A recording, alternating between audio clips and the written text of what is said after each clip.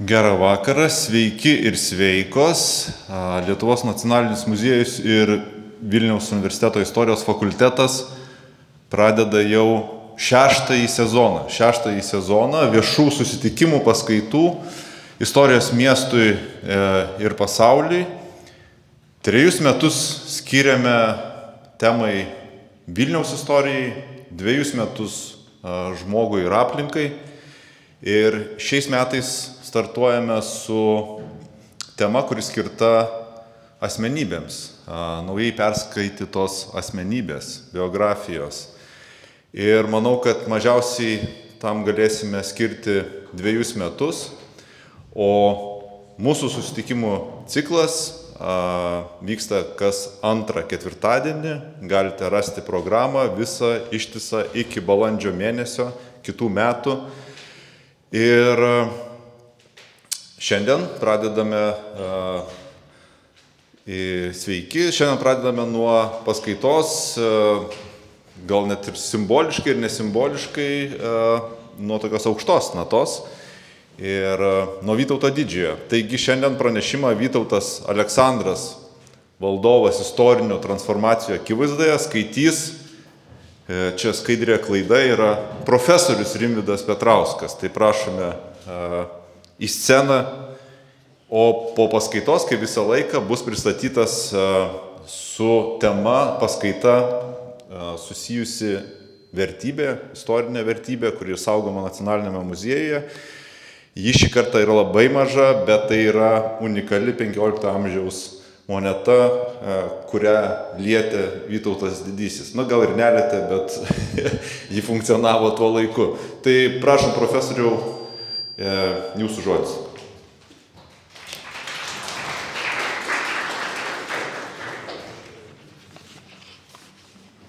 Sveiki, labas vakaras visiems. Tikrai, kaip Norbertas sakė, Vytauto pristatinėti čia nereikia.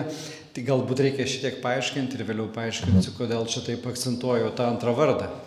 Mes esame įpratę mūsų pagrindinį istorinį herojų vadinti tiesiog Vytautu, nebent tik dar pridedame prievardį Vytautas Didysis, bet jo savimonė tikrai tas antras vardas irgi buvo labai svarbus.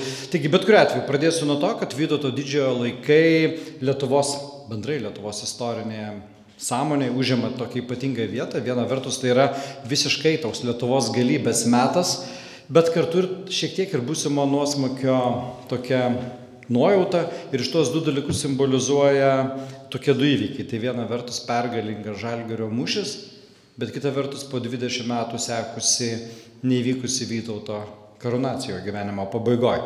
Bet kuriuo atveju tarpukario Lietuvoje, visi žinome, tikrai Vytauto tas kultas buvo pasiekęs tokį tikrai labai ryško apogėjų. Neįvykusi karūnacijos diena, rugsėjo 8 diena, buvo iš esmės viena svarbiausių pasaulietinių švenčių, iš esmės tik po vasario 16-osios 2 pagal reikšmę. Ir apskritai Vytauto įvaizdis yra unikalus istorinė atminty tuo, kad su juo galėjo vienaip ar kitaip identifikuotis labai įvairių konfesijų, socialinių grupių, vėliau yra įvairių tautų atstovai. Bet kartu tai yra vienas nedaugelio Lietuvos veikėjų, istorijos veikėjų, kuris, kad ir nes super ryškiai, bet vis dėlto figuravo ir europinėje tradicijoje. Tikrai ir popiežius, ir rašytojas Enėjas Silvijus Pikolominis, vėliau popiežius Pijus II, Mišelis Montenis savo esė, net po tokį gabalėlį tikrai yra paskyrę Vytautui, jo gyvenimui, todėl nenuostabu kažkuria prasme, kad atsiranda tokie, kaip čia matome, paveikslėliai, kuriuose Vytautas 16 amžiaus pradžioj kažkokiam Europos dvare buvo įsivaizduojamas, kad ir kurioziškai, bet vis dėlto su savo vardu. Taigi Vytauto kaip pavyzdinio valdovo įvaizdis pradėjo formuotas šiaip jau labai anksti. Iš esmės jo gyvenimo pabaigoje buvo skurtas toks kūrinys, vadinamasis Vytauto pagyrimas. Ir buvo iš esmės pirmoji biografija ir štai sėkmingai Vytauto atminimo istorijai, čia tikrai sėkmės istorija, nes daug labai pasakojimo apie Vytautą nuo to laiko, nesutrukdė vienas svarbiausių kliūčių istoriniai savimoniai viduramžiais reikštis, tai yra su jo ir jo brolio mirtimi, iš esmės, nuo jo sūnėno mirtimi, nutrūko dinastinė Kęstutaičių šaka, kuri daugiausiai rūpinosi žmonių atmintimi. Bet čia turbūt vis dėlto reikalai buvo pėdsakas buvo paliktas toks svarus, kad vis dėlto tai nesutrukdė atsirasti jo atminčiai ir jau 16 amžiaus pradžioj toks Erasmas Ciolegas, kito Aleksandro Jogailaičio sekretorius savo tokioje žymioje kalboje, kuri padarė tokią pradžią apskritai lietuvių diplomatinių kalbų tradicijai. Romoje popiežiui pristatydamas Lietuvai iš esmės Vytautą pasirinko kaip tokį pavyzdinį valdovą ir vadino jau jį didžių valdovų. O dar po kelių dešimtmečių tą jo Vytauto atminimą įtvirtino tokie autoriai kaip Mikalojus Husovenas, Mykolas Lietuvis, Motiejus Strijkovskis. Ir aišku, kadangi buvo tiek įtvirtinta, tai natūralu, jeigu mes dabar trumpai tik tai apžvelgtumėm Vytauto atmintį, tai sakėm, kad iš esmės daugelis socialinių grupių galėjo vienaip ar kitaip save identifikuoti. Ir čia matome tokį paprastą atvejį, kaip Vytautas atrodo 17 amžiaus bajoro akimis. Nu, toks pats kaip jie. Žodžiu, toje istorijoje kiekvienas atpažindavo savo reikšmingas temas. Jeigu vieniem Vytautas buvo gal neatsakingo veikimo atvejais, pavyzdžiui, taip lengva ranka dovanodama Žemaitiją, kitiems tai buvo tokios iš anksto pagalvotos gudrios strategijos, galbūt interpretacija, vienaip jo bet kuriuo atveju Vytauto veiksmus natūralu visi bandė vertinti pagal tai, kiek jie atitiko jų pačių vertybės, elgesio standartus ir daugelį kitų dalykų. Bet visiškai iš tos paskaitos tokia užduotis vis dėlto pabandyti suvokti, ko iš Vytauto laukia vis dėlto amžininkai. Koks jo buvo įvaizdis ir kokie lūkesčiai, ko iš valdovo buvo tikimasi, o galbūt ir kokius tikslus jis pats savo galėjo kelti. Tai čia šiuo atveju, kalbant apie tai, tikrai labai svarbi yra reprezentacijos idėja, vertinant valdovo veiksmus. Tai yra aiškiai tuo metu jau buvo suvokta, kaip turi valdovas vis dėlto atrodyti ir kaip jo valdžia turi būti demonstruojama. Tai valdžia yra funkcionali tiek, kiek jinai pajėgi save parodyti. Tiek kasdienybėje, tiek šventėse ir net ne save patį. Šiandien bus rodoma moneta, be abejo moneta yra susijusi su ekonominiu, prekybiniu gyvenimu, bet moneta tai taip pat yra valdovo reprezentacijos dalis. Tai žodžiu, tai politikos vykdymas tuo metu buvo tikrai visai eilė tokių iš anksto pagalvotų, kartais improvizuotų simbolių, ritualų, kuriuos amžininkai mokėjo skaityti. Ir tada mes tikrai turime pagrįstai klausti, ir Vytauto tikrai užduotis buvo, kaip mes dažnai įsivaizduojame, visą laiką stiprinti savo kaip valdovo valdžią, ją išreikšti, įtvirtinti įvairiose gyvenimo srityse, o gal kažko jis kito norėjo, gal jo veiksmus nemaža dalimi sprendė pavyzdžiai kitų monarchų europinių, kurių dvarus jis kažkiek žinojo ir iš pasakojimų, ir pats vokiečių ordine gyvenęs galėjo su jais susidurti. Bet kuriuo atveju ta monarchizmo idėja, kuri plėtojosi tuo laikotarpiu, vėlyvųjų viduramžių Europoje, jas galėjo pertikti ir Vytauto dvare atvykę svetimšaliai riteriai, sekretoriai. Todėl visą tai mums irgi verčia galvoti ir verčia Vytauto istoriją suvokti kaip to laikotarpio vėlyvųjų viduramžių Europos monarchijos ir Europos dinastijų dalį. Ir bet kuriuo atveju laikai yra išskirtiniai. Vytauto laikai yra išskirtiniai ir todėl čia ir paskaitos pavadinime yra žodis transformacija. Ir Vytautas ir valdė ilgai, bet valdė tuo laikotarpiu, kai vyko didžiuliai Lietuvos istorijos lūžiai. Krikštas, kristianizacija ir unija su Lenkija. Pradžia visiems šitiems dalykams reikėjo tam tikrų sprendimų, sukurti tam tikrus mechanizmus, kurie turbūt ir nemaža dalimi lėmė tą šios epochos svarbą Lietuvos istoriją. Be abejo, tikrai vienos paskaitos rėmuose nėra jokių galimybių papasakoti visos Vytauto istorijos, todėl aš pasirinkau tokius 3 aspektus, kuriuos čia plačiau aptarsiu. Tai pirmas yra Vytautas, kaip jis įsitvirtina Lietuvos didžiojoje kunigaikštystėje. Antras dalykas tai yra vienos europinės pasirinktos gyvenimo formos, šiuo atveju riterių kultūros sklaida jo laikais. Ir trečias dalykas tai yra karūnacijos idėja Vytauto gyvenimo pabaigoje, kaip toks vainikuojantis Vytauto gyvenimo įvykis. Taigi pradėsiu nuo Vytauto valdžios įtvirtinimo, tai 1392. 1392 metai, tuo metu Vytautas maždaug, nežinome tiksliausio gyvenimo datos, mes įsivaizduojame, maždaug 40 metais. Tai yra amžius, tikrai labai amžius, kai kurie žmonės jau mirdavo, sulaukia tokio amžiaus vidutiniškai viduramžiais. Bet tuo metu, apie 40 metų, Vytautas po kelių dešimtmečių užtrukusios kovos dėl tėvonijos, netekęs tėvo, motinos, beveik visų brolių, 3 kartus keitęs tikėjimą ir 2 kartus vardą, jisai pagaliau pasiekė savo gyvenimo tikslą. jo ilgametis konkurentas, tačiau vėliau vadintas nuosekliai broliu, medžioklių toks partneris kasmetinių praktiškai, Lenkijos karalius Vladislovas II Jogaila Astravoje pagaliau pripažino Vytauto teises į Lietuvos didžiosios kunigaikštystės, tuo metu jau didvalstybės valdymą. Šaltiniai neleidžia pasakyti, ar Vytautas tikrai nuo pat pradžių turėjo tokią aiškę savo valdžios modernizavimo, plėtojimo tam tikrą viziją. Vargu, ar galime galvoti, kad jis iš anksto taip jau laipsniškai buvo numatęs, ką jis turi daryti žingsnis po žingsnio. Turbūt daugelis tikslų atsirasdavo pakeliui, bet kuriuo atveju Vytautas galime būti tikrai tikri, kad bet kuriuo atveju jis tikrai įsivaizdavo, kokie yra suverenaus, ko jis ir siekia. Kokie yra pagrindiniai suverenaus valdovo valdžios atributai. Vienas valdovo valdžios atributas, ne visi tai galėjo rinktis, dažnai įvairiais atvejais už juos tai padarydavo tėvai, kaip ir už mus tai padaro šiais laikais, bet Vytautas gyveno tuo laikotarpiu, kai pats galėjo pasirinkti savo vardą. Tai todėl čia Aleksandras, manau, kad Aleksandro vardo pasirinkimas nebuvo atsitiktinis. Aleksandras tiek stačiatikių, tiek katalikų kraštuose jau tuo metu buvo tokį gavęs pavyzdinio monarcho įvaizdį ir riterių kultūrai. Aleksandras ir jo karžygiai buvo viena iš tokių svarbių temų. Galime tikrai net įsivaizduoti Vytauto klausantis ar vokiškai, Vokiečių ordine, ar rusieniškai Rusioj, kadangi tie vertimai Aleksandro romanų buvo paplitę, klausantis tų istorijų apie šitą valdovą ir kažkuria prasme tai galėjo būti irgi vienas iš postumių pasirenkant šitą vardą.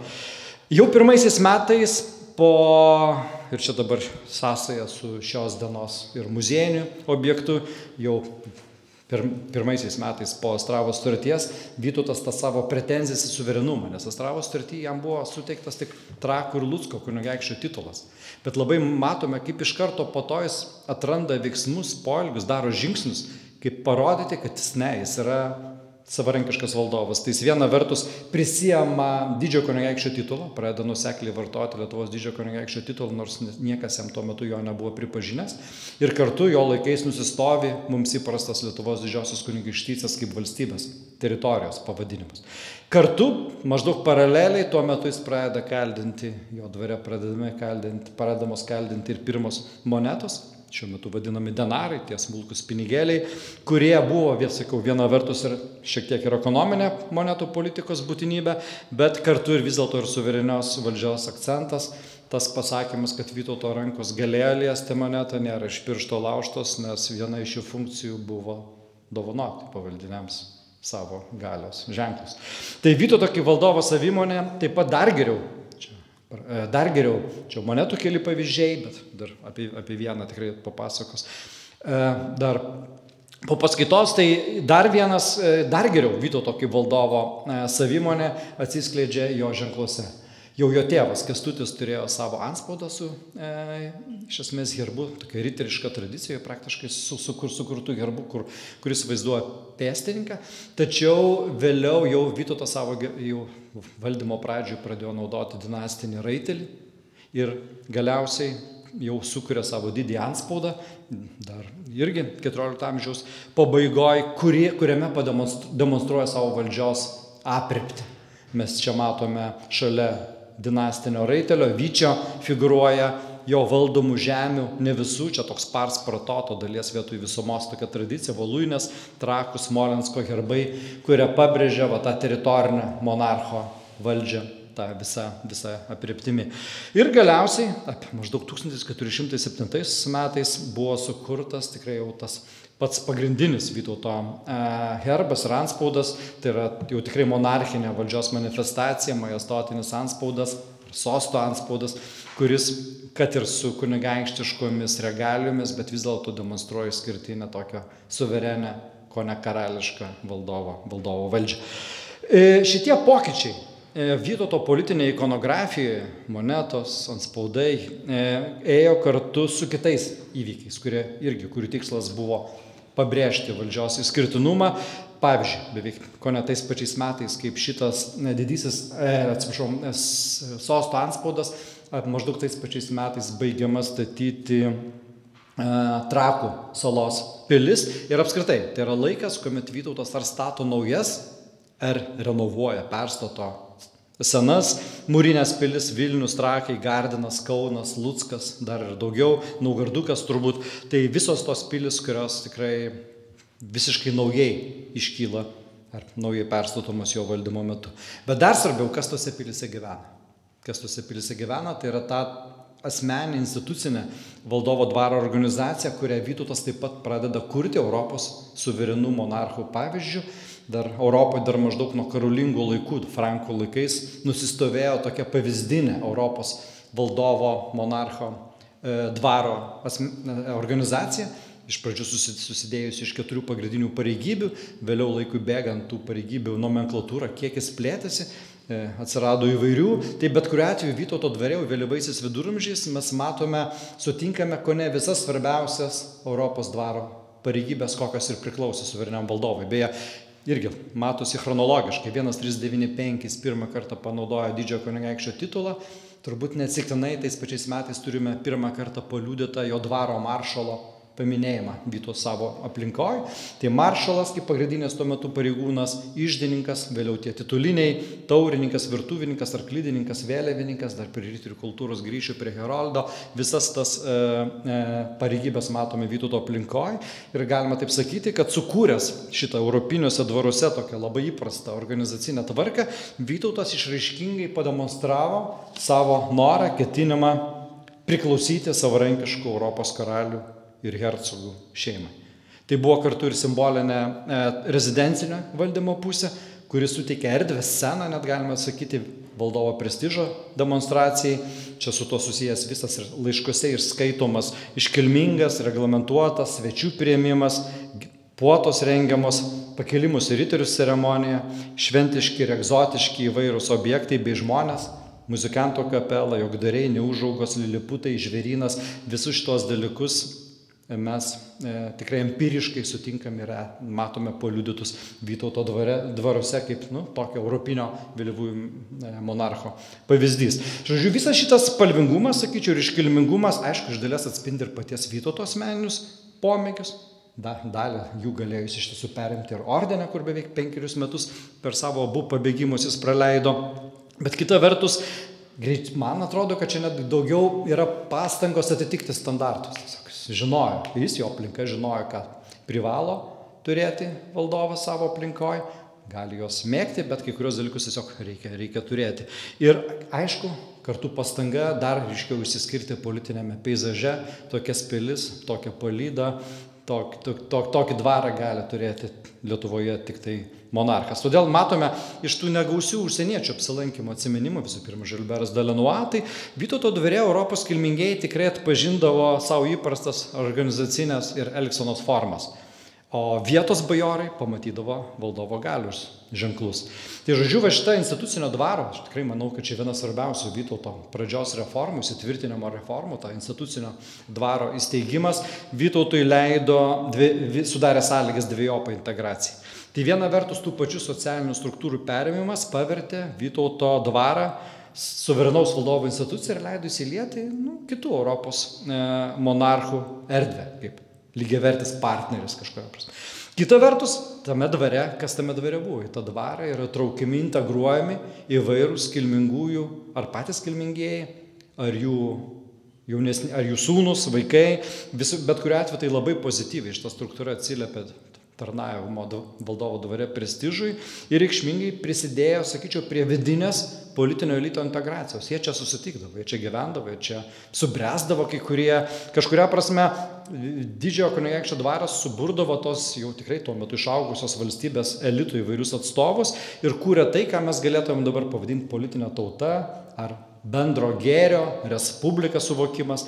Tai vat būtent šią prasme, sakyčiau, Vytauto valdymas yra svarbus Lietuvos diduomenės, Lietuvos kilmingųjų tapsmui, ne tai, kad Vytautas būtų iškėlęs vienus ar kitus didikus, iš tiesų visi tie didikai jau buvo kilmingieji iki tol, bet vis dėlto tai yra erdvė, greičiau yra bendrai diduomenės kaip socialinės grupės naujo mentaliteto tapsmo ir europinio gyvenimo būdo sklaidai šitoje socialinėje grupėje.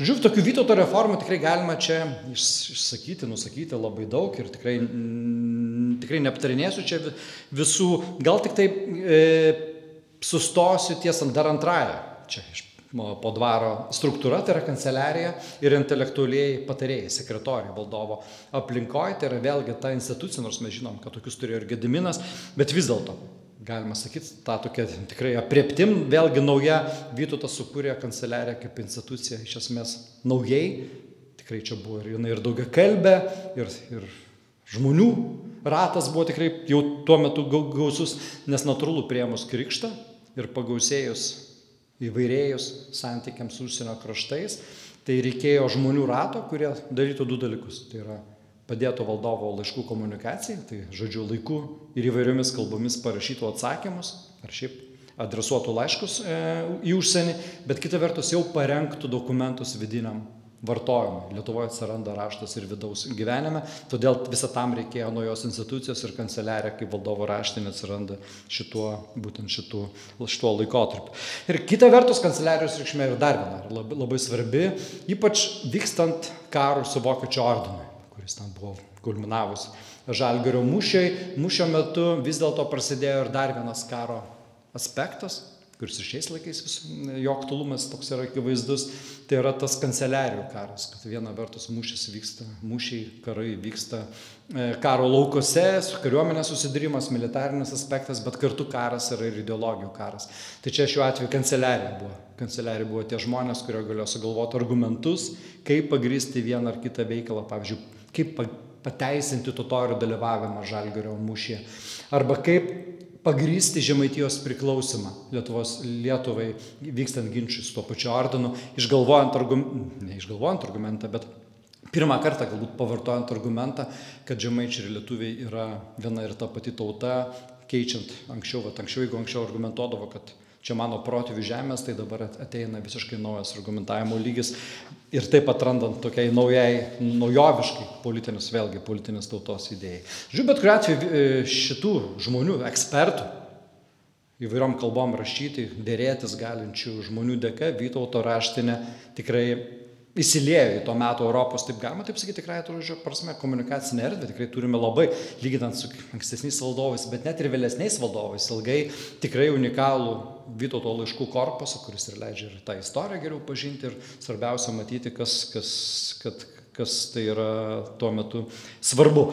Tai yra Vytauto valdymo pradžia, kaip jis įsitvirtina, kaip jis perima suverenaus monarcho valdžios atributus.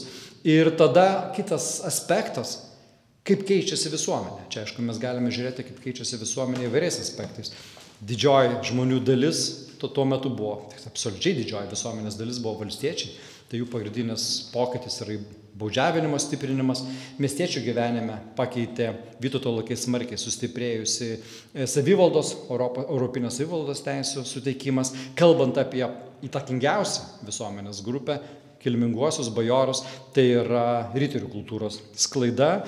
Ir čia šiuo atveju, aišku, tai yra tarptautinė kultūra, europinė kultūra, kuri čia atėjo kaip kultūrinė recepcija. Tai Vytauto vardas, ypač po Žalgirio mūšio, tikrai buvo vis labiau žinomas Europoje ir to pasekmė buvo vis dažniau apsilankantis Europos kilmingieji, paliekantis vienokį ir kitokį pėdsaką apie savo apsilankymą. Ir pavyzdžiui, 1412 metais čia atvyko toks Kastilijos infanto pasiuntinys, galima taip sakyti, Alfonso Mudara, Vytautas, per kurį perduoda laišką, siunčia laišką Kastilijos infantui. Ir tame laiške, beje, labai gražiai užsimena apie tai, kad jų panašios problemos, kad jie gyvena tolimiuose pasaulio šalise ir kovoja su tikėjimo priešais ir tuo būdu deklaruoja apie jų tam tikrą bendrumą su valdovo, kurio niekad nepažino ir apie kurį turbūt tikrai miglotai buvo girdėjęs. Bet kuriuo atveju riterių kultūra, kurios dalis buvo tas Alfonso Mudara, keliaujantis po Europos valdovų dvarus ir taip mesgantis ryšius tiek savo asmeniškai, tiek savo valdovui, tai šitai buvo dalis to meto dvaro riterių kultūros dalis, kuri šiaip jau egzistavo Europoje, tarp Europos kilmingųjų senai, tačiau 15 amžiuje dėka Burgundijos hercogų dvaro ir dėl kitų dalykų išgyveno savotišką renesansą ir matyti, kad ir Vytauto dvare šita kultūra buvo plėtojama ir galima tvirtai teikti, kad vienas iš svarbiausių punktų, čia aišku, iliustracija yra paimta iš kitos šalies, aišku, iš vakarų Europos tradicijos. Mes neturime tokių paliudytų iš Lietuvos, bet mes turime rašytiniuose šaltiniuose užuomenų apie tai, kad šita pakelimo į riterius ceremonija buvo kaip centrinė riterių kultūros dalis, buvo aktyviai praktikuojama Vytauto dvare. Kartais mums apie tai leidžia dar geriau suvokti įvairios anekdotinės situacijos, tarp kurių geriausiai žinomas Juokdaro Henės netyčia pakelimas į riterius. 1427 metais ordino juokdarys Vytautas išprašė, kad tas juokdarys galėtų jį lydėti. Čia irgi matome dvaro riterių kultūros dalį. Vyksta karinė ekspedicija į Naugardo žemę. Pagrindinis dalykas, ko prašo Vytautas iš Vokiečių ordino magistro tuo metu sąjungininko, ne karinių dalinių, bet kad juokdarį jam atsiųstų. Tai tas Henė ne tik, kad buvo juokdarys, bet buvo ir ordino informatorius ir laiškus rašė iš ekspedicijos savo valdovui magistrui, bet ir pats Vytautas apie Henę parašė ir iš čia mes žinome šitą riterystės tokią šiek tiek istoriją, kad Vytautas tuo metu 27 metais jau tikrai visai senelis, aiškiai, sunkiai vaikščiojau turbūt, bet jis aprašo vieną istoriją, kai jis užsiknisęs turbūt Henę išvedė iš kantrybės ir jis su savo lazda, kurią jis pavadino, sako, savo panelę lazda, su kuria jis nuolat vaikščiojo, trenkė Henei ir Henė labai greit suinterpretavo šitą dalyką kaip riterišką kirtį. Ir nuo to laiko reikalavo, kad ryte jis būtų laikomas riteriu, o vakare tada jau grįžta į savo juokdario amatą ir taip toliau. Ir tai, kad Vytautas su tokiu pasimėgavimu visam laiške aprašo šitą istoriją, nurodo, kad Henė parodijavo tuos dalykus, kas buvo įprasta Vytauto aplinkoje. Ir tai, kad tai tikrai buvo įprasta, iš tiesų mes matome iš dar vieno dalyko, iš titulų. Ilgą laiką nebuvo iki galo taip aišku, ką reiškia toks tarsi šiek tiek nespecifinis Milestrenus, vokiškai Strenger Ritter, pavadinimas šaltiniuose prie Vytauto didikų vardų. Dabar galima gana tikrai patikimai sakyti, kad tai yra išventinto riterio, to žmogaus, kuris praėjo šitą ceremoniją, išventinto riterio titulas, kurį turėjo iš esmės daugelis Vytauto didikų ir galima galvoti, kai kas gal užsienį gaudavo tos titulus, bet tikrai nebijotinai gaudavo ir iš paties Vytauto rankų. Ir apie tai, kad šita kultūra buvo institucionalizuota, matome iš daugiau ir iš kitų dalykų. Matome žmonės, ekspertai vėlgi, kurie šitą riterių kultūrą turėjo rūpintis. Ordino šaltiniuose turime kelis heroldus Vytauto paminėtus, Niklas Lučka, Johannes Litterland, čia iškreiptai yra Jonas Lietuva, tai yra visiškai tokia institucinė forma, nes tuo metu visose Europos šalyse pagrindinius heroldus vadino tų kraštų, kuriuos jie atstovavo vardais. Turime net užuominų apie Vytauto dvare galimai galėjusias vykti riteriškas kovas. Pavyzdžiui, ten vienas Lenkų didikas iškvietė vieną vokietį į riterišką dvikovą ir kaip galima vietą pasiūlė Vytauto dvarą. Ir tiek jis jautė, kad jis jau rašė, kad čia ir damos stebės šitą. Bet kuriuo atveju turbūt neįvyko toks susitikimas, bet tai, kad tas žmogus įsivaizdavo, kad Vytauto dvaras galima scena tokia jų dvikovai irgi parodo tą Vytauto dvaro irgi šio požiūrių reikšmę. Tai aišku, kad tikrai, čia matome Jogailą pavaizduotą kaip riteriai Liublino pilies koplyčia. Žodžiu, bet kuriuo atveju šitos riterių praktikos tuo metu toliau madingos darė Vytauto dvarą patrauklė vieta atvykti užsienio kilmingiesiems. Ir šalia pagarsėjusio valdovo dosnumo, šalia tų pačių monetų, kuriomis jis dalindavosi kitais dalykais, Vytauto ta riterių kultūra buvo, kas pritraukdavo žmonės, kuriuos jis galėjo po to pakviesti kartu vykti į karinius žygius, ar prieš Maskvą, ar prieš Pskovą, ar Naugardą, ar kitur. Ir, pavyzdžiui, žygiai 1408 į Maskvą dalyvauja ir kariai, bet kartu dalyvauja Olandijos, Burgundijos heroldai specialiai atvykę iš tą žygį, nes jau iš anksto turbūt buvo jis anonsuotas ir kvietimai išsiųsti ir panašiai. Žodžiu, tai yra europinių kontaktų tokia prielaida. Aišku, yra ir netikėtų pasiekmių tokių kontaktų. Pavyzdžiui, viena iš tokių kontaktų pasiekmė buvo kažkur Europoje klaidžiojantis tariamas Vytauto sūnus vardu, labai keistų vardu Baltazaras kažkodėl, kuris keliavo, kad nepamatyt, taip neiššifruotų greitai, po tokiasnes dvarus ir ten prisistatydavo kaip Vytauto sūnus, nors tokio sūnaus Vytautas neturėjo. Tai kad jis ten kurį laiką sėkmingai vertėsi šituo dalyku, tai rodo, kad Vytautas viena vertus jo vardas buvo žinomas, bet kita vertus jis šiek tiek buvo ir tolimas valdovas, jeigu ten tiek jie gerai šeimos situacijos žmonės ne visuomet žinodavo.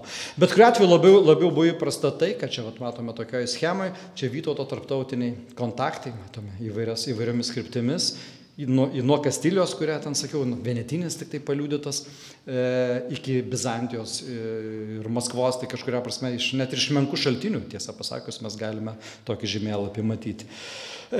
Nėra duomenų, kad Vytautas būtų kūręs tokią pagrindinę, tokia labiausiai institucionalizuota galbūt riterystės forma, tai yra savo dvaro ordiną, dalykas, kuris tuo metu buvo paplitęs vakarų Europos dvaruose, bet jis turėjo, archeologai vis Lietuvos teritorijoje neranda tokio ženklelio, bet Livonijos teritorijoje yra keli rasti, tikrai nenustepčiau, jeigu Lietuvoje irgi toks atsirastų, pats Vytautas buvo priimtas į šitą Šventosios Romos karaliaus Zigmanto Liuksemburgo įsteigtą drakono ordiną, bet ir buvo net ir leista Vytautui ir kažkuria prasme reklamuoti iš to ordino ir Lietuvos teritorijoje.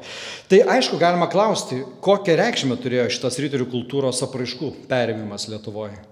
Aišku, kad tai yra fragmentiška, pavėluota recepcija, ar tai nėra, gali kilti klausimas, ar tai nėra vien tik toks išorinis imitavimas. Tačiau vis dėlto aš manyčiau, kad šitas pagrindinių riterių kultūros tokių fenomenų perėmimas vis dėlto buvo vienas ženklų, kurie buvo svarbus Lietuvos kilmingiesiems, nes jie visų pirma išskyrė juos kaip svarbiausią socialinę grupę. Jau net nuo valstiečio, nuo likusios bajūrijos. Nes vis dėlto dalyvauti šitoje riterių kultūroje reikėjo viena vertus turėti ir padėtį dvare, artumą valdovui, bet kartu reikėjo turėti pajamų, reikėjo turėti gerą žirgą, visą kitą riterišką ekipiruotę, žodžiu, visą tai buvo ir ekonominė kaina, už kurią reikėjo mokėti, žodžiu, bet kuriuo atveju tai yra tikrai irgi statuso ir reprezentacijos dalykas, kuris jau turbūt irgi buvo Lietuvos kilmingiesiems atpažįstamas, neužmirškime, jau su Europos kilmingaisiais vienaip ar kitaip komunikavo jau daugelį dešimtmečių, tiek karo būdų, tiek ne vien. Tai bet kuriuo atveju, tai sakyčiau, tas Vytauto pakelimo į riterius praktikavimas dvare buvo turbūt savotiškas arzacas, pakaitalas to ordino, kurio nebuvo, nes jis irgi buvo skirtas dar labiau susijęti monarchą su savo kilmingais padaliniais, kad tai dar vienos asmeninės personalinės jungties tarp monarcho ir kilmingų pavaldinių steigimas. Ir tarptautinio dvaro šito dėka Vytautas tikrai jau galėjo dalyvauti ir įvairiuose Europos politikos dalykuose. Jo gyvenimo metu turbūt pats svarbiausias įvykis buvo Konstanco bažnytinis susirinkimas, kur dalyvavo ir jo atstovas stačiatikių metropolitas Grigalius, bandęs įtikinėti dėl bažnytinės unijos naudos. Taip pat apskritai matome, kaip tas organizuojama. Tai viena vertus Vytauto atstovauja didikas Jurgis Gelminas, bet kartu ir sekretorius Mikalojus Sapienskas, kuris užtikrina turbūt tokį intelektualinį, darybinį pasirengimą ir panašiai. Santykius su visa kita kryptimi, santykius su Bizantija atspindi neišlikęs tokio italų geografo Kristoforo Bondilmonti Konstantinopolio žemėlapį. Čia matome mažasis variantas, tas membrana maxima, didysis žemėlapis nėra išlikęs, tačiau manoma, ir pakankamai pagristai hipotezė yra tokia, kad jis buvo padarytas Vytauto užsakymu. Vytauto dvare lankėsi įvairius pasiuntiniai, Kastilijos, Burgundijos, Milano ir panašiai, kurie dar labai svarbu, kad Vytautas nenutraukdavo ryšių dažnai su čia apsilankusiais žmonėmis, o tai būdavo jo užsienio kontaktų, kurios vėliau jisai toliau palaikydavo dalis. Ir tai, aišku, buvo tada naudinga jo regioniniai politikai. Nes tokie dalykai, kaip Vytauto pakvietimas tapti Čekijos karaliumi ir net išrinkimas 1421 metais Kutno Horo Seime čekų bajorai išrinko Vytautą savo valdovu. Jis buvo vadinamas čekiškose šaltiniuose Kral Pažadanai, kurio buvo laukiama. Tai ir Vytautas išsiuntė net savo atstovą, kunigaikštį Žygimantą Kribudaitį. Ir matome, jis taip su vyčiu, su raiteliu vaizduojamas to meto šaltiniuose. Pragos miestiečių raktus jam buvo net įteikę. Žodžiu, Vytautas pakankamai rimtai traktavo ir vėliau šiaip panaudojo savo politinėse dėrybose šitą kvietimą. Tai tokie dalykai atsiranda visų pirma iš asmeninių santykių ir iš įvaizdžio, apie kuris sklido apie Vytautą regione. Kartu leisdavo išspręsti ir lokalinės problemas. Pavyzdžiui, Konstanco susirinkime įsteigti pagaliau Žemaičių vyskupiją ir aiškiai pademonstruoti, kad vis dėlto Lietuva nori ir toliau, kaip ir buvo išspręsta, valdyti ir įsitvirtinti šitame krašte. Ir galiausiai Vytautas kaip joks valdovas palaikė nuolatinius ryšius su savo universalų autoritetą puoselėjančiomis valdžiomis, tai yra Romos popiežiumi ir Romos imperatoriumi. Ir čia prieiname prie paskutinio Vytauto gyvenimo projekto, karūnacijos idėjos. Ir aišku, karalystės rangas visuomet yra sprendžiamas visų pirma tarptautiniu mastu, todėl tarptautinis faktorius čia labai svarbus karalystėm atsirasti. Tuo metu karalystėm rastis sąlygos buvo blogos, galima taip sakyti, konjunktūra buvo blogai, jeigu lygintume su Mindaugo laikais, kuomet dar buvo paskutinė banga naujų karalysčių steigimo Europoje, tai Vytauto laikais naujų karalysčių neatsirasdavo. Iš esmės jau politinis žemėlapis daugiau mažiau buvo nusistovėjęs, tokios diplomatinės procedūros irgi nusistovėjusios ir iš esmės be Vytauto per visą šitą laikotarpį karaliaus statuso siekė dar tik Burgundijos hercogas, taip pat nesėkmingai beje. Naujas karalystė Europoje atsiras tik 1701 metais, jau visai kitomis aplinkybėmis, kai Brandenburgo margrafas taps Prūsijos karalius, bet tuo metu Vytauto laikais tokių dalykų neatsirasdavo, todėl aišku tai, kad Vytautas ryžosi šitam žingsnį, savaime buvo iššūkis, kuris turbūt jis tuos dalykus įvertino ir todėl aš manau, kad tai nebuvo turbūt jo gyvenimo idėja, kaip irgi kartais galbūt bandoma spekuliuoti, vos tik tapus didžiojo kunigaikščiu, manau, jis po truputį brendo, yra kelios pakopos, turbūt labai reikšmingas įvykis buvo tas Čekijos karalystės karūnos pasiūlymas, taip pat popiežius Martynas V Vytautui buvo suteikęs apaštališko vikaro savotišką tokį statusą, net ir Rygos arkivyskupo globėjo statusą. Žodžiu, tokie dalykai Vytautui turbūt buvo dalykai, kurie labiausiai skatino veikti ir kartu, aišku, turbūt neatsitiktinai Vytautas tos karūnacinės idėjos paviešinimo išvakarėse surengė tuos savo didžiosius žygius į Novgorodą ir Pskovą, kurie ne tiek sprendė turbūt kažkokius geopolitinius reikalus, o buvo visų pirma jo kaip valdovo galios tokia demonstracija ir svarbiausia, Vytautui pavyko rasti partnerį. Tai yra tarptautinis įvykis, pavyko rasti partnerį šitai dalykui. Tas partneris buvo, sakyčiau, tuo metu buvo ryškiausia politinė asmenybė Europoje, to Konstanco susirinkimo organizatorius. Tikrai toks, išskirtinės, valdovas skirtinė asmenybė, daug titulų turintis Romos, Vengrijos ir Čekijos tuo metu karalius Zigmantas Liuksemburgietis. Beje, čia vaizduojamas veikiausiai su Vytauto dovana, ta sabalų kepurė, kuri tikrai, Vytautas tikrai dovanojo jam sabalų kepurę ir šitas ikoninis Zigmanto vaizdinys, galbūt galima, iš kur jis dar galėjo tą sabalų kepurę gauti, tai galima galvoti, kad galėjo gauti iš Vytauto, bet kuriuo atveju čia svarbu tai, kad per kelis dešimtmečius nusistovėjo jų asmeniniai santykiai, jie būdavo ir konfliktiški, bet kuriuo atveju tai buvo tas žmogus, kuris galiausiai parėmė šitą idėją ir labai verta atkreipti dėmesį į Zigmanto pasiuntinybės vežtą karūnacinį dokumentą ir pažiūrėti, dėl ko Vytautas turi teisę tapti tuo karaliumi. Kaip pagrįsti tą išskirtinį veiksmą, sakėm, išimtinį veiksmą pakelti Vytautą karaliumi. Tai Zigmantas visų pirma pasako, kodėl jis tai gali daryti ir tą grindžia, kad jis kaip Romos karalius, tuo metu dar imperatoriumi nevainikuotas, bet vis tiek save suvokiantis tokiu, jis kaip mundi monarcha, pasaulio monarchas, jis turi tokį autoritetą ir gali inicijuoti naujų karalysčių steigimą. Tačiau pats pakelimas įvyksta vis dėlto už Vytauto nuopelnus ir vienintelis tikras nuopelnas iš tiesų yra nuopelnas krikščionybės plėtime, Vytautą pavadinant apostolus domini, viešpatės apaštalų. Žodžiu, darbas krikščionybės labui yra vienintelis pateisinimas tokiam dalykui ir tas dar geriau matyti iš tolesnės dokumento vietos, kur aiškiai rašoma, kad po šito pakilimo viskas, Vytautas negali būti niekieno vasalas ar pavaldinys, net ir imperijos, o laisvas karalius ir tik tai gali būti skydas, klipeus prieš pagonius. Tai žodžiu, bet kuriuo atveju tai tikrai labai svarbus šitas akcentas, tiek krikščionybės, tiek laisvo suverenaus valdovo akcentas, kuris parodo, kas suverenumo idėjos kažkuria prasme plėtimas ir Lietuvos teritorijai. 1429 metais Voluinės pilyje Lucke Vytautas surengė per visą savo gyvenimą vienintelį tokį, kuris jis galėjo kaip šeimininkas surengti tokio tipo suvažiavimą, į kurį atvyko ir vienintelis kartas LDK istorikai Šventosios Romos. Iš esmės imperatorius, kad ir dar nevainikuotas, bet su tokia savimonė Zigmantas Liuksemburgietis atvyksta LDK teritorijoje, Jogaila ir visi kiti, tai buvo vieta, kur buvo paskelbta šitą idėją. Įvairios dinastinės aplinkybės lėmė, kad Jogaila iš pradžių teigiamai žiūrėjo į šitą galimą pakelimą, tačiau vis dėlto vėliau Lenkų didikų lyderių, Krokuvos vyskupas Zbignevo Olesnicko ir kanclerio Jono Šafranco, spaudžiamas vis dėlto išvyko iš Lucko ir atsisakė remti šitą idėją. Jogaila tuo metu susilaukęs 2 sūnų, visų pirma galvojo apie jų paveldėjimą.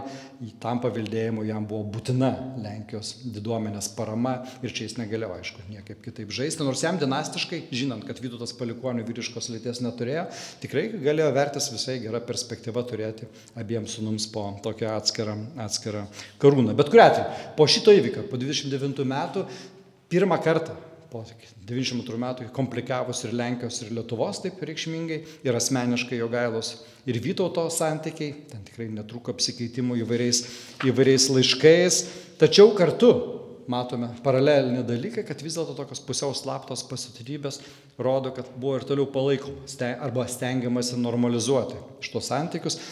Turime vėlgi skirti tokią viešą retoriką, kartais ir tuos realius veiksmus, bet kuriuo atveju nestebino tai, kad 30 metų rudenį Jogaila vis dėlto asmeniškai atvyko pas Vytautą ir jie 2 senoliai, galima taip įsivaizduoti, susitaikė. Tačiau aišku, vis dėlto tas pats ta karūnacija, kuri buvo numatyta švenčiausios mergelės Marijos gimimo dieną, rugsėjo 8 dieną, jinai neįvyko nemaža dalimi ir dėl paties Zigmanto Liuksemburgiečio veiksmų, kuris turbūt iki galo nebuvo tikras, ar jis tikrai gali tai daryti, nenorėjo ir su popiežiumi, kuris neremė šitos idėjos, turbūt nenorėdamas galutinai susipykti, todėl pažiūrėkite, jis parinko pasiuntinybei su Vytauto karūnomis patį nesaugiausią kelią per Lenkiją, kur iš esmės jos net nepateko į Lenkijos teritoriją, iš esmės buvo apiplėšta pirminė pasiuntinybė, o tą iškilmingą, šiaip jau Zigmantas surinko neblogą, ten keli imperijos kunigaikščiai, Magdeburgo arkivyskupas buvo tojos delegacijos sudėtyje, tačiau prie Frankfurto prie Oderio, kur ir dabar maždaug yra siena tarp kur dabar yra siena tarp Lenkijos ir Vokietijos, ir tuo metu buvo Lenkijos imperijos siena, tai šita iškilminga karūnacinė delegacija sužinojusi apie tai, kad čia neišeis praeiti, tiesiog grįžo ir karūnos grįžo atgal į Nürnbergą, kurios buvo nukaldintos. Aišku, kyla klausimas, kas vertė Vytautą vis dėlto siekti taip pat kakliai karūnos gyvenimo pabaigoje. Tai viena vertus, aišku, turbūt, kad tai nebuvo noras paprastai nutraukti uniją. Vis dėlto kitų šalių, Skandinavijos tuometinių šalių pavyzdžiai liudija, kad ir apskritai dinastinė situacija. Kita situacija būtų, jeigu Vytautas būtų turėjęs sūnus. Tai būtų tikrai gal keitė galimybės jo veikti, bet tuo metu vis dėlto buvo aišku, kad ir po Vytauto mirties karūnos anksčiau ir vėliau vis tiek atsidurs tų jau jaunųjų Jogailaičių rankose ir tikrai ta dinastinė unija ir toliau galėjo ir plėtotis. Man atrodo, kad pagrindinis dalykas, kuris paaiškina, galima bandyti aiškinti Vytauto veiksmus, yra tai, kad vis dėlto tai yra gyvenimo pabaigoje noras palikti tokį ryškų tiek bažnytinį, tiek politinį atminimą. Bažnytinį atminimą, tuo rūpinosi Vytauto tokia žymi fundacinė privilegija, tai nebuvo testamentas tam tikrai šito žodžio prasme, bet jis ten irgi numatė savo palaidojimo vietą Vilniaus katedroje, kitus dalykus, tai turėjo užtikrinti bažnytinį atminimą, gausią fundaciją, kad melstųsi už jo sielą, bet kartu politinis atminimas šitą turėjo užtikrinti, tas toks išskirtinis veiksmas, karūnacija, toks paveldas, galima taip sakyti, ateities kartoms. Ir ši istorija, nevykusi karūnacijos istorija, kad ir trumpai jinai 29-30 metais rutuliojasi, jinai vis dėlto kažkuria prasme parodo ir Vytauto charakterį, kai jis kažko norėdavo, užsibrėždavo, tikrai jis nusekliai siekdavo, kaip viename to meto laiškų didžiajam magistrui jis rašo, kad aš būtinai noriu karūnuotis, kaip parašyta mūsų žemėje, mūsų namuose, mūsų tėvynėje, Heimat. Pirmą kartą Lietuvos politinėje raštijoje atsiranda tėvynės savoka, patria, lotiniško vertinys į vokiečių kalbą, ir jis pavartoja šitoje vietoje šitą žodį, kartu pabrėždamas savo tokią norą, siekį priimti šitą karūną. Deja, žinote, nepavyko. Vytautas 1430 m. spalio 27 dieną Trakuose mirė valdovas, kuris galėjo iš esmės, kažkuria prasme galvoti, didžiuotis ilgų ir sėkmingų viešpatavimų. Taip jau gavosi. Ne karūnos, o didžiojo kunigaikščio sostas siekė 40 metų, po to likimas dar ko ne tiek pat davė valdyti. Žodžiu, didžiojo valdovo biografijai reikėjo laiko. ir to laiko Vytautas gavo, jo to laiko turėjo. Šiaip matome, kad tai yra tikrai ir Eberhardo Vindikas kronikoje net nupieštas įsivaizduojamas Vytauto laidotuvės, tai tikrai įvykis europinis, atspindėtas to metų žiniasklaidoje, galima taip sakyti. Tai, kad Vytautas turėjo stipraus valdovo įvaizdį, be kita ko, toks atspindi to meto ispanų keliautojo, tokio Pero Tafuro žodžiai, cituoju, kad aišku, čia toks visiškai imaginaciniai įsivaizduojamas dalykas, bet jis taip mano, kad totoriai triuškina aplinkinės krikščionių tautas, ypač po to, kai mirė kunigaikštis Vytautas, kuris valdė visoje Lietuvoje ir Rusijoje ir mirė nepalikęs palikuonio. Žodžiu, taip dramatiškai apibendrina situaciją, siedamas tai su Vytauto vardu. Taigi, Lietuvos, Rusijos, Žemaitijos valdovas. Antras žmogus Lenkijos karūnoje. Čekijos karalius Alektas. Livonijos vyskupų totorių chano, galiausiai savo paties anūko, Maskvos didžiojo kunigaikščio globėjas. Visa tai buvo tikrai labai plačios ir aktyvios Vytauto politikos rezultatas. Vėlai iškovojęs valdžią, jis turėjo tikrai dar ištisus dešimtmečius siekti savo politinių tikslų, iš pradžių tvirtinti tą valdžią, išplėtoti, galiausiai siekti, kad ir nesėkmingai, bet tai suteikia iš tą istoriją dar daugiau dramatizmo tos paskutinio tikslo karūnos. Be karūnos jam pritruko dar vieno dalyko, kuris šiaip jau irgi apibūdina sėkmingą gyvenimą to meto valdovo, tai yra dinastijos ar steigimas, ar pratęsimas. Vis dėlto, kad ir 2 kartus vedęs, jisai turėjo tik tai vieną vaiką, dukterį Sofiją, kuri dar labai dramatiškais jo dar įsitvirtinimo laikais, dar antro pabėgimo ordino metu 1390 ištekėjo į Maskvą ir savo vyrui pagimdė sosto paveldėtoją Vasilijų bei Bizantijos imperatoriaus bei kitako žmoną Oną. Tačiau sostą Lietuvoje, aišku, teko palikti Jogailai ir jo įpėdiniams, tačiau turbūt ir čia atminties dalis, kad Jogailaičio atminty Vytautas nuo pat pradžių liko kaip savotiškas toks jų šeimos atstovas. Minimas vienoje gretoje su tuo seneliu, su pradininku, su Jogaila. Beje, Vytauto garbei neabejotinai buvo pavadintas Jogailos anūkas ir būsimasis Lietuvos didysis kunigaikštis Aleksandras Jogailaitis. Taigi ir visiškai pabaigai, kas liko po Vytauto? Tai visų pirma, jeigu taip apibendrinant, pagrindinis jo palikimas, susijęs ir su transformacija, tai yra pagrindinė politinė idėja, tai yra Lietuvos savarankiškumo įtvirtinimas unijoje su Lenkija. Atsirado modelis veikimo, kuris po to išliko aktualus iki pat Liublino unijos. Su tuo siejasi ir labai dažnai šaltiniuose minima, 15-16 amžiaus šaltiniuose minima Vytauto laikų siena, kaip ideali ir saugotina valstybės teritorija. Bet kuriuo atveju valdant Vytautui LDK, tai yra teritoriškai greitai išaugęs, bet menkai politiškai konsoliduotas darinys, per Vytautui valdant pradėjo virsti jau institucinę ir teritorinę valstybę. Ir tada, dėka šitos transformacijos, šito valdymo ir šitų pokyčių, istorinė tradicija, kuri per kelis šimtmečius suformavo Vytauto kultą, sakyčiau, patikimai įprasmino šitų pokyčių reikšmę. Bažnyčios globėjo ir bajorijos kūrėjo šlovė, šviesios atminties vardas vokiečių pirklių gildijose, įkurdintojo nuopelnai žydų, totorių, karaimų bendruomenėse. Šitie įvairūs labai Vytauto įvaizdžiai anksčiau ir vėliau įsitvirtino įvairių socialinių grupių ir etnokonfesinių bendruomenių savimonė.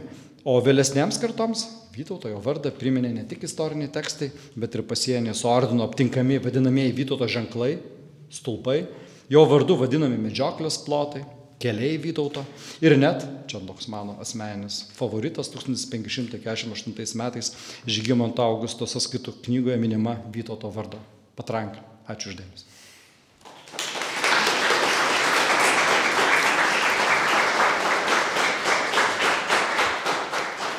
Tai ačiū labai ir dabar pats tinkamiausias metas paklausti, nes kitą paskaitą tikriausiai rektorius skaitys 2030 metais, kai bus jubiliejus, tai ilgai laukti, tai nelaukit, klauskit dabar.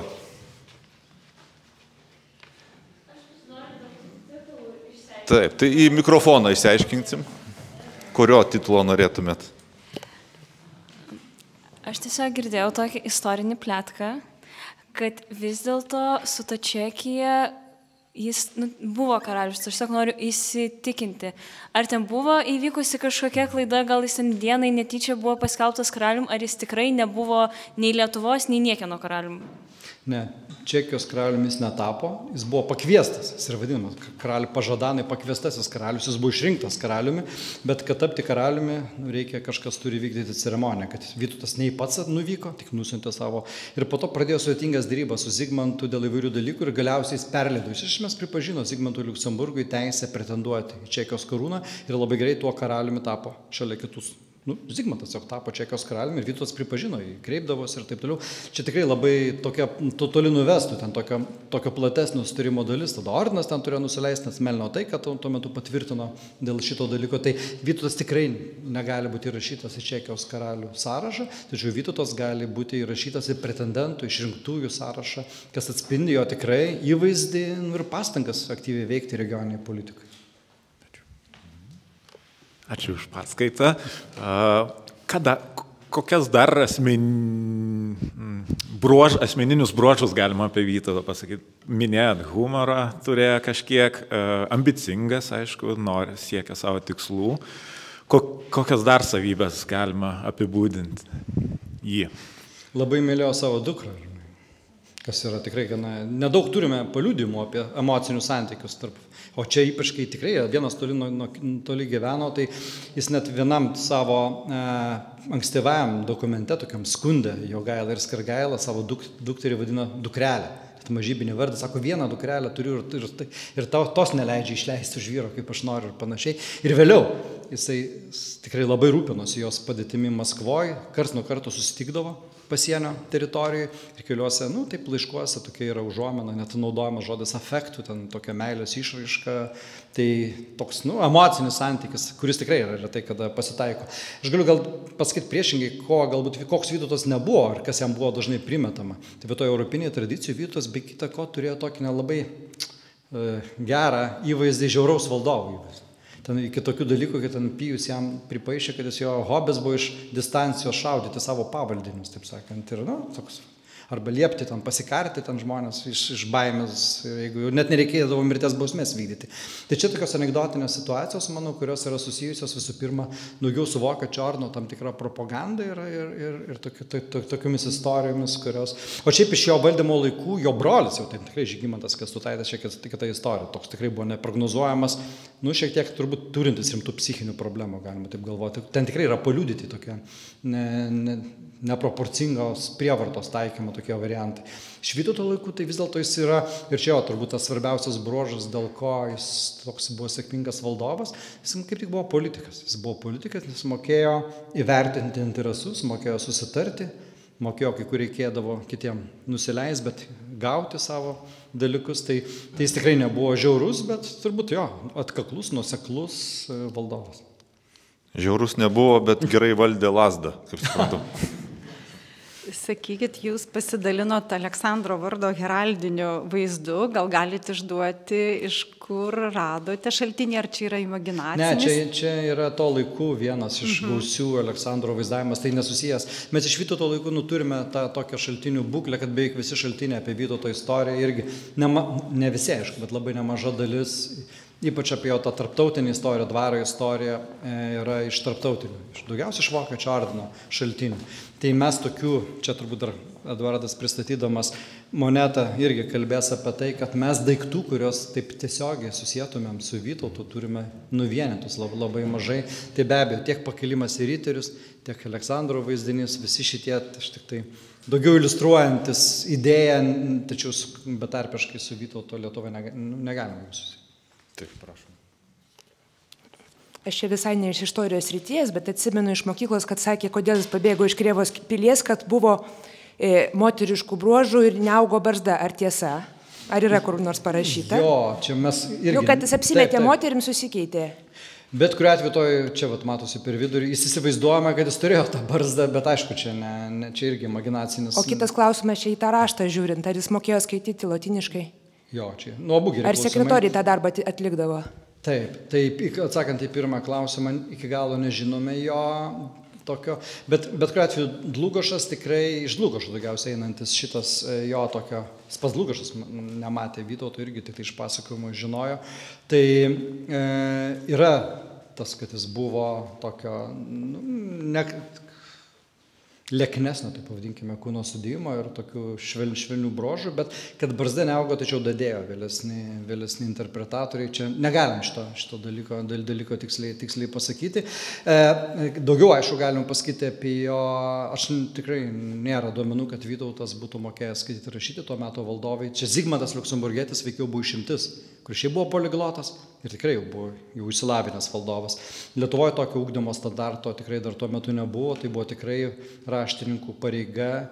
Taip ir Vytautas rašo laiške, atėjęs laiškas buvo mums perskaitytas ir taip atsakau, tai šitas vertimas, komunikacija buvo tikrai labai svarbi sekretorių užduotis tiek lotynų, tiek vokiečių, tiek rusėnų, čia daug kalbų tuo metu ir buvo. Tai čia yra raštininkų darbas. Jo, taip įdomiai uždavėt klausimą su to Vytauto įvaizdžiu. Tai dabar mes labai skirtingai visi jį kažkaip įsivaizduojam. Tų paveikslų yra prikurta, kaip įrodėt, visi pagal savo laikotarpį skirtingai jį įsivaizduoja. Ir va čia papėdėje Gedimino kalno yra tas tarpukario Vytautas stiprus su žandikauliu kvadratiniu. Bet kokia yra situacija su tais paveikslais ir kodėl mes neturim iš jo laikotarpio 15 amžiaus jo portreto, ar tai yra įprasta, ar valdovai tada užsisakinėdavo ir kokia situacija su tais portretais? Net ir Europoje tik tai plito portretų tradicija, bet Lietuvoje patys prisiminkite, kokią turime pirmą portretą, net Aleksandro Jogailaičio nėra portreto, dar po 100 metų, tiesą pasakius, valdžiusio žmogaus, kuris būtų nutapytas. Tikrai dar nebuvo atėjusi šitą tradiciją iki Lietuvos, dėl vėlyvo krikšto ir visų kitų dalykų. Tai ir negalim tikėtis, kad tas dalykas kažkada atsiras. Tiesiog nebuvo tuo metu nei specialistų, nei mados, nei užsakymo tokiam dalykui. Bet matome, Zigmanto jau yra ir ne vienas Zigmanto portretas yra nutapytas, bet čia yra kitos kultūrinės erdvės situacija, o čia. Bet jo, čia gerai pastebėjot, vėliau visi pagal savo maždaug įvaizdį bandė jį įsivaizduoti. Tikrai aš irgi, tiesą pasakius, atkreipiau dėmesį, prisiminiau, kad čia muziejaus, čia pilies papėdė yra jo ta skulptūra, tikiuosi, jeigu jis ten įsikūnės kažkiek klausydamas, nežinau, atpažino save iš to visą istoriją. Taip, dabar daug kalbam apie tai ir gal galėtumėt labai trumpai porą sakinių išplėtoti politinės tautos savoką, nes ir dabar sakom, kad reikia puoselėti, gilinti, plėsti ir taip toliau. Kas tuo metu buvo politinė tauta? Žmonės, kurie vienaip ar kitaip dalyvavo politiniam gyvenime, tai visų pirma yra žmonės, kurie įsivaizdavo, kokie yra Vytauto valstybės politiniai tikslai. Tai yra Vytauto didikai, Vytauto aplinkos didikai, kurie arba nuolat gyveno jo dvare, arba gyveno tarp savo tėvūnijų ir valdovo dvaro. Tai buvo tikrai tokia ribota dalis gyventojų, kurie, aišku, didžioji dalis jų buvo lietuviai, iš Lietuvos, tikrosios vadinamosios Lietuvos kilę didikai, šiek tiek buvo žemaičių, kažkiek buvo ir Rusios didikų. Tai ta artimiausia aplinka, su kuria Vytautas tardavosi, priimdamas sprendimus, kuria jis patikėdavo vykdyti savo politiką ir kurie daugiau mažiau žinojo tą pagrindinį. Apie ką eina kalba, apie koks yra tas bendras interesas, kokia ta respublika. Aišku, yra tai, kad laikui bėgant, ir Vytauto laikais turbūt irgi šitos labai svarbi dalis šitos istorijos yra tai, kad tas žmonių ratas plėtėsi. Jau tai, kad Vytautas kūrė savo riterių kariuomenę, suteikdamas tiems smulkesniems bajorams valstiečius, čia įbudžiavimo dalis, ir taip padėdamas jiems daugiau atsistoti ant kojų, kad jie galėtų dalyvauti tose ekspedicijose. Gali būti, kad tokioje komunikacijoje tas ratas žmonių, kurie daugiau suvokė ir gavo savimonę, kad jie yra tokie lietuviai politiniai šito žodžio prasme, tas ratas žmonių plėtėsi.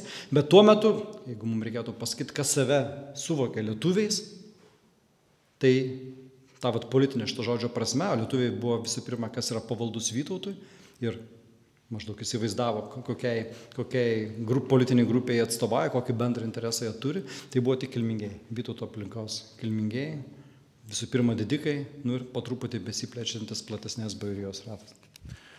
Ačiū labai. Dar vienas klausimas, bet paskutinis jau. 2 turit klausimus? Į vieną supinkit. Ačiū, gerbiamas rektoriau. O dėl kalbų kokiom kalbom jis šnekėjo, nes turint omeny, kad jis lankydavo dukrą Maskvoje, tai galbūt jis mokėjo ne vieną kalbą, tuo labiau bendravimą su ordinu. Ir kokiam statusė jis važiuodavo į Maskvą? Jo, aš čia blogai, gal netiksliai išreiškiu, jis Maskvoje nekartų nebuvo. Nu, kaip jis lankydavo? Pasienio teritorijai maždaug.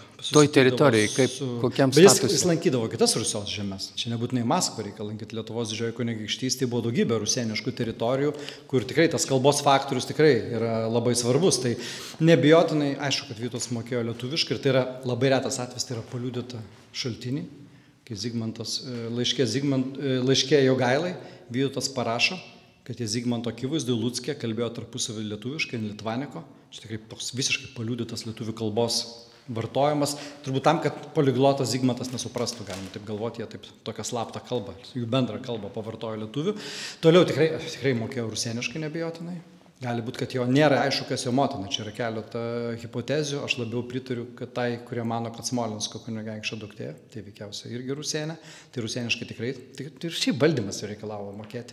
Tikrai neabejotinai mokėjo vokiškai. Irgi turime unikalų paliudimą po Žalgirio mūšio, kai jis žiūri belaisvius ir atpažįsta savo buvusį draugą. Ten tikrai labai drama. Va čia tikrai žiaurus Vytautas gal vienintelį kartą toks neprognozuojamas buvo, kai jis atpažįsta savo draugą Markvardą Zalzbaką ir lotyniškam Jono Dlugošo vienam tekste parašyta, kaip jis kreipėsi, pavartojant vokišką tekstą. Bis du, Markvard.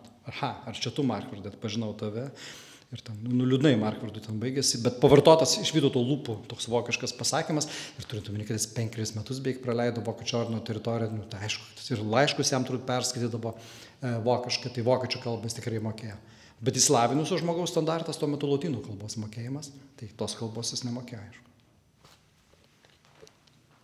Gerai, dabar tai tikrai ačiū. Ačiū.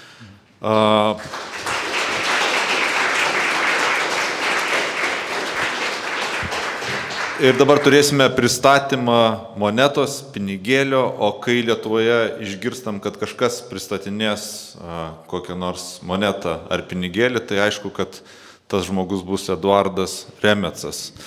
Tai Eduardai, prašom pristatyti šitą muziejinę vertybę ir atsakyti, ar nustatėt, ar tikrai Vytautas ją čiupinėjo. Labas vakaras. Taip, su šita moneta yra didelės problemos. Mes pristatome, aišku, eksponatą kaip Vytauto laikų moneta, bet reikia pasakyti iš karto, kad ilgą laiko tarpą vyko intensyvios diskusijos. Ir priskirti, ar tai Vytauto ar ne Vytauto, vėlgi diskutavo įvairiausi autoriai. Ir pradžioje, ką mes matome šitą monetą, tai buvo priskirta Kęstučiui. Ir problema yra ta, kad nėra jokių rašytinių šaltinių. Kita problema yra, kad mes neturime iki šiol nė vienos monetos, kur būtų parašyta, kad tai yra Vytauto moneta. Tai yra vardo valdovo, nėra monetose. Nors mes turime monetas su Jogailos vardu, su Algirdo vardu, su Kęstučio vardu, bet su Vytauto nėra. Lygiai taip pat tose monetose iš visų, kurios kaldintos 14-15 amžiuje, nėra nei vienoj datų. Taigi mes vėlgi nežinome, kada jos tiksliai kaldintos. Datos atsiranda tik 16 amžiuje monetose.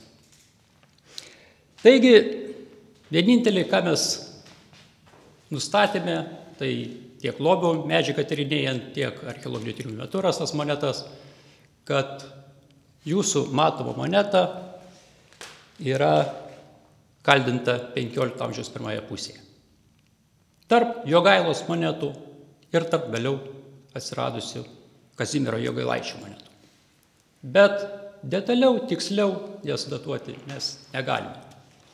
Ir žinant tai, kad Vytautas valdė labai ilgai, vėlgi pasakyti, kada tiksliai jos pradėtos kaldinti arba kada jos baigtos, mes negalime.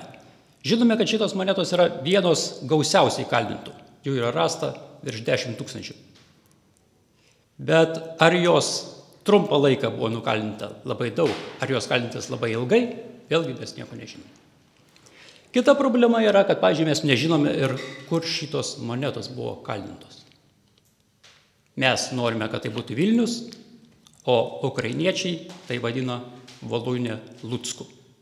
Dėl to, kad ten tiek pat gausiai rasta kaip ir Lietuvoje. Kitas klausimas yra, o kaip mes savo monetą pavadinsime. Čia buvo įvardintas žodis denaras, bet rašytiniai šaltiniai apie jokias 14-15 amžiaus monetas nerašo ir jokių pavadinimų nėra. Tai yra tiesiog sąlyginis pavadinimas smulkiausiai tuo metu buvusiai monetai. Kitas klausimas. O kokia to pinigo vertė? Visiems aktualu. O ką galima už ją nusipirkti? Aš juk taip pat nieko nepasakysiu. Bet aišku, kad tuo metu pagal sidabro vertės tai buvo vidutinės vertės pinigas, nors realiai tai buvo smulkiausia moneta. Bet už šitas kelias monetėlės tuo metu, jeigu būtų tokios parduotuvės kaip šiandien pas mus, galima būtų pilną krepšį nusipirkti. Taigi, vėlgi, nereikia apsigauti, kad tai yra visiškai smulki bevertė monetėlė. Kitas dalykas, tai yra vaizdai. Aktualiausia, ką mes čia matome. Atrodo, vienas jums akivaizdžiai matytas, žinomas pasakys vaizdas, tai yra vadinami Gediminaičių stulpai. Bet iš tikrųjų tai nei Gediminaičių, nei stulpai. Ir šitas simbolis atsiranda pirmą kartą tik tai Vytauto antspauduose 1397 metais. Kęstučio monetose tokio simbolio nėra. Taigi tai nieko nesusijęs su Gediminaičiais. Stulpų pavadinimas taip pat atsiranda tik tai terminas 16 amžiuje. Bet iš tikrųjų tai yra tiesiog paaiškinama tą stilizuotą figūrą. Nors iš tikrųjų tokie pat simbolį mes galime pamatyti ir vakarų Europos monetose, kuris visiškai traktuojamas kitaip. Bet galima konsultuoti būtent tai, kad tai yra pirmą kartą atsirandantis simbolis su Vytautu susijus ir tai yra tikrai susijęs su Vytauto asmeniu. Ir tai bus jo asmeninis naujas simbolis arba herbas. Bet ką jis reiškia, vėlgi rašytinių šaltinių mes neturime ir galime tik tai interpretuoti, bet tam nėra šiandien laiko. Ir kitoje pusėje matysime ietigalį su kryžiumi. Vėlgi čia pavaizduotas jis taip, bet mes nežinome, kaip ta monetėlė turi būti pasukta. Galbūt ietigalis į apačią, galbūt į šoną, gal kryžius pagrindinis akcentas. Ir kodėl būtent tokie simboliai? Vėlgi, jokiuose antspauduose tokio simbolio nėra. Bet tas simbolis yra Kęstučio monetose, jo tėvo monetose. Tik ten yra ne ietigalios, o ten yra kalavijas su kryžiumi. Ką mes matome jau irgi antspaudų rodymose, kad tai yra vis dėlto susijęs su riterio kaip valdovo vaizdavimu, tačiau vėlgi klausimas kryžius. Vėl atsakymą neturime. Taigi tiek būtų trumpai. O dabar galite susipažinti ir pažiūrėti, kaip ta smulki monetėlė atrodo. Taip, ačiū ir gali tikrai prieiti.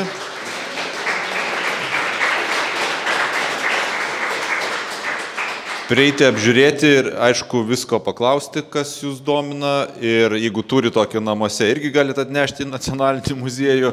O dabar mes susitiksime po 2 savaičių, kalbėsime apie Radvilaitę, bet ne Barborą, kitą, ne mažiau žymę moterį, bet 20 amžiaus kunigaikštytę. Tai po 2 savaičių lygiai tokiu pačiu metu būtinai užsukite čia. O dabar kviečiu pasižiūrėti į eksponatą. Vertybė.